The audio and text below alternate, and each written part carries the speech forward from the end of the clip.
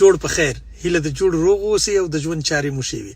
په کندهار کې 2 ځایه بمبار شوی دی او دا بمبار د پاکستان شریر پوځ د پاکستان ترهګر پوځ کړی دی.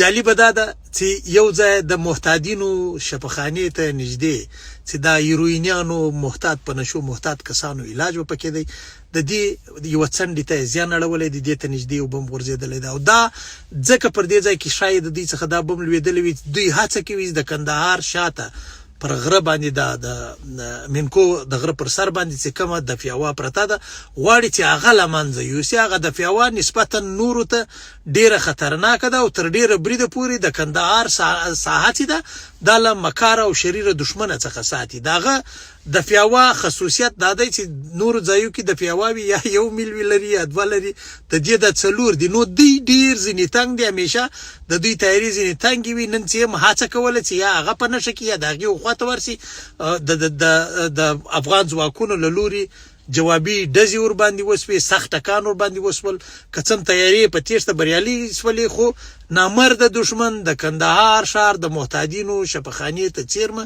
یوه څنډه ویشتلې ده. الحمدلله هیڅ نوه تلفات نشته، هیڅ نوه ستونزه نه ده پیښه شوې. نظامي ځای خو یې ویشتلی نه دی چې اوس موږ دا ووایو چې نظامیانو ته به تلفات اوښتي وي.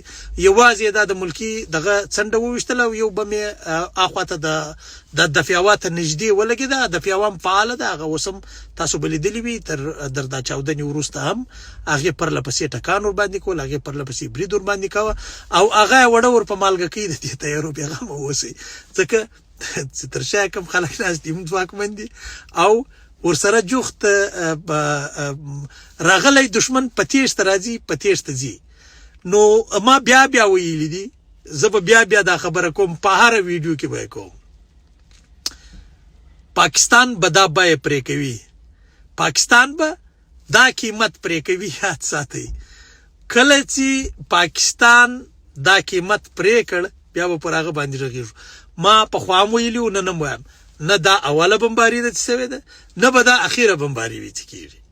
هیڅ داسې شی نشته، هیڅ داسې ستونزه نشته چې پر هغه باندې دي خلک وغږېږي. اکثره خلک د قرآن شریف د تراوو په ختمونو کې وو، اکثره خلک په تراوو کې چې ځینو خلکو تراویې کړي، هغه خلک چې اوږدې تراویې کوي هغه د خدای په عبادتونو باندې اخته او لګیا وو. دې ظالم شریر ګاونډي بیا یو دا شرارت وکړي. شریر هم دا معنا، ترهګر هم دا معنا چې راسه بمبار وکړه، خلک وویروه، ترهګري وکړه، یعنې تره واچو، ویره واچو، همدې ته ترهګر وایي او لاړ شه. نو هېڅ داسې خبره نه ده پیښه. دا ویډیو مې ځکه در سره شریک کړه چې ډېر ملګري و ما ته یا میسجونه کوي یا ټلیفونونه کوي او وایي چې په کندهار کې څه پېښ شوي دي، ځکه اکثره خلک پوهېږي زه په کندهار حال لرم. نو هېڅ ستونزه نشته، ژوند خدای مو شاد آباد او بریالي لره، خپله شپه تېروئ، هېڅ خیر و خیرات دی، ژوند